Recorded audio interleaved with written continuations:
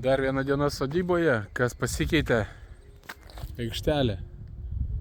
Jau tvarkosi, lentų nėra, šiukšlės išsivešim. Čia jau tuštoka, šunabudės nėra.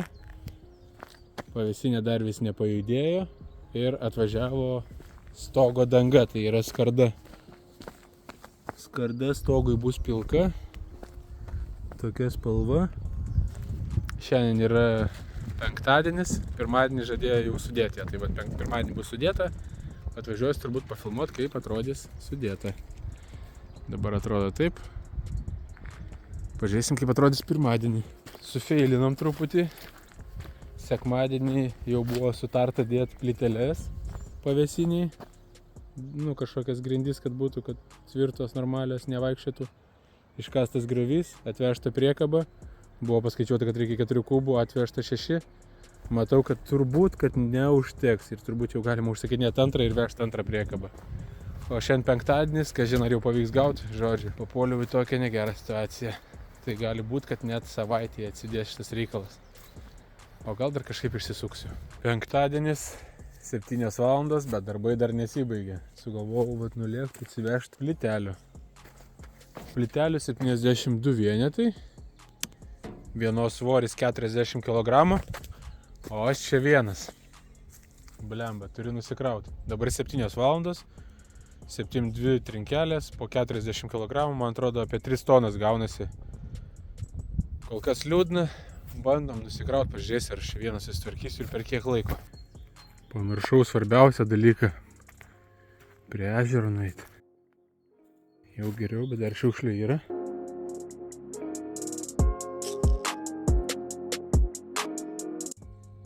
Pradžiai tik nepadariau tokį, kai ant priekabos buvo. Reiks iš naujo sukrauti. Ne, realiai, kraudamas susimaščiau truputį, kodėl jos vadinasi plytelės, o ne plytos. Blemba, 40 kg. Sunku realiai. Oi, pala, pažiūrėk, kiek laiko praėjo, kol sukroviau. 30 minučių 3 tonas, 10 minučių 1 tona. Ne pasaulio rekordas, bet normaliai. Apšilimas neblogas, sekantis darbas. Kastuvas, smėlio krūva ir reikia palyginti, kad žinot, kiek čia dar reikia atsivežto smėlio. O, pasilsim ir dirbam toliau. Čia jau truputį sunkiau buvo, dar nepabaigiau. Pasilieku rytdienai, dekasiu iki galo. Nežinau, kokį čia 30% gal užkasiau, gal mažiau. Šiandien užtenka.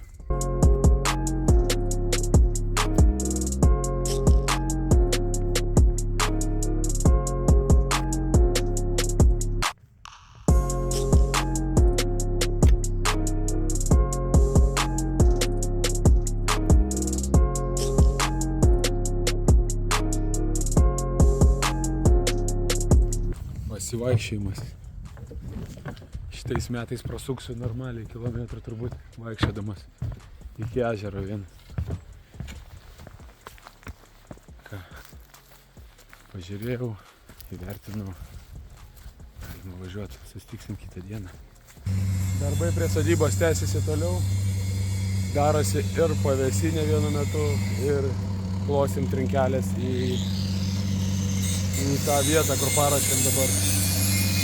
Tai žodžiu, su pavėsinė gal truputį sufeilinau, dabar tik dėjau iki tos išvados, kad čia per daug darbo, per ilgai dirba su jie. Tai realiai gautųsi medinė žymiai pigiau, gražiau ir gal net tvirčiau. Nežinau, ar tvirčiau, metalinė gal ir tvirta čia gausi, bet tiek darbo įdėta ir dar slipuoti, dažyti viską. Ir ant galo vis tiek kažkurias vietas medžių reiks apsiūti tą metalą. Žodžiu, nesąmonė. O dabar parodysiu truputį, kaip trinkelės dėsim turbūt iš darbų eigos.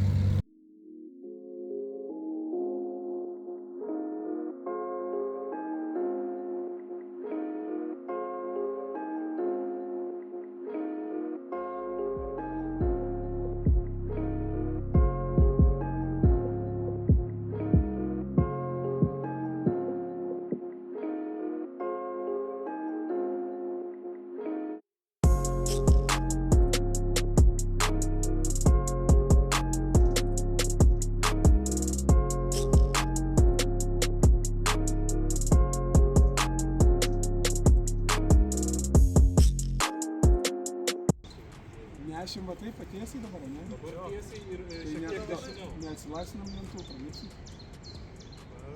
O čia kas taip neša, kas taip, tai palauk, sprendžiu, visi vienodai gal reikia? Ne, čia gerai, čia svoris, čia visi svoris kartu.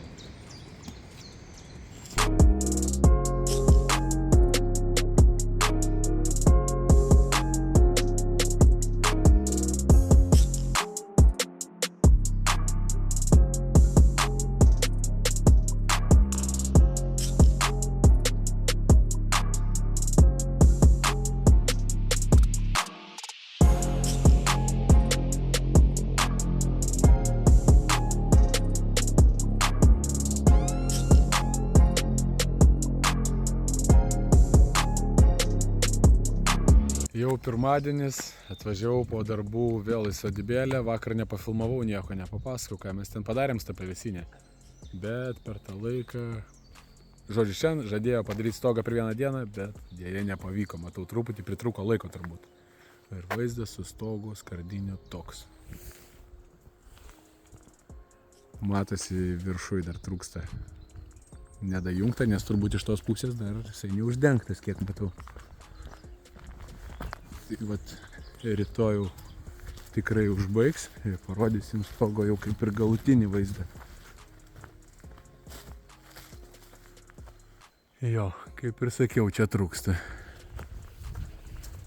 Vat iš karto latakai užsidengia.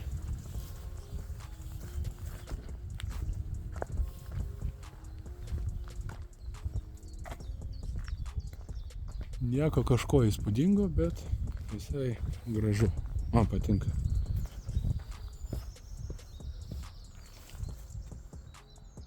Pilkas, paprastas, tvarkingas. Toliau, prie pavėsinės. Prie pavėsinės tai paruoštos trinkelės. Ne trinkelės, o plytelės. Plytos, kaip aš jas vadinu. Tai žodžiu, vaizdas toks.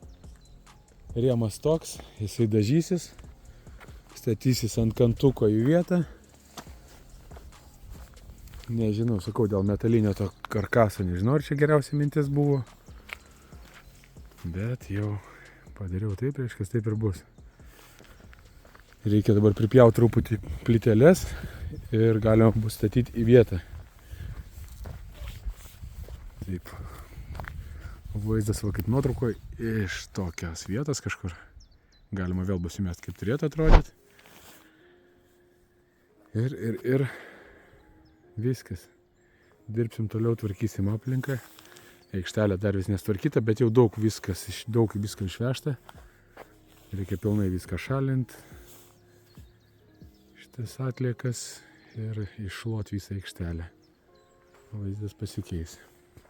Taip pat reikia iš tuos tvarkyti irgi, kad žolytė greičiau pradėtų augti. Dar vis nestvarkyta, o jau žaliai auga. Dar vieną dieną sodyboj. Ir šiandien jau turim padarytą pilnai stogą. Tai stogas atrodo taip. Jau netgi yra latakas ir lyja lietus. Ir jau bėga belenkur ant laidų tvarkingai. Na gerai, štai išspręsim. Šiandien po darbo vėl darbuojamės sodybėlėj. Ir aikštelė jau atrodo taip. Čia dar nedakasta, ta pusė dar nedakasta, o aš po truputį dažau dar pavėsinės rėmą. Kažkokia nesąmoninga spalva, bet nupirkau bet ką, kad būtų su gruntu, su kažko, kad nerūdytų, žodžiu, kažkokia ten medžiaga speciali. Ištepsiu, praktiškai to metalinio rėmo beveik nesimatys, bet nudažau tik tam, kad nerūdytų ir kažkur kampuose, kur jisai matysis, galbūt kažkiek tas rėmas, kad bent jau ten nesimatytų rūdžių, o būtų kažkoks nudažytas metalas. Tai va, aikštelė gražėja, pievutė užlyginta, pasodinta žolytė, laukiam kol užaugs ir viskas, vaizdas bus gražus. Rytoj dar aplink pavėsinę aplyginti reikia šitas žemės užpilt. Nusidažo pavėsinę, išsivalo aikštelę. Ir judėsim toliau vėl prie namuko darbų. Dar viena diena sodybai, bet šiandien jau nedarbas, o tiesiog atvarėm pažiūrėti, kaip viskas atrodo aptvarkyta teritorija. Tai vaizdas žymiai geresnis nei buvo anksčiau.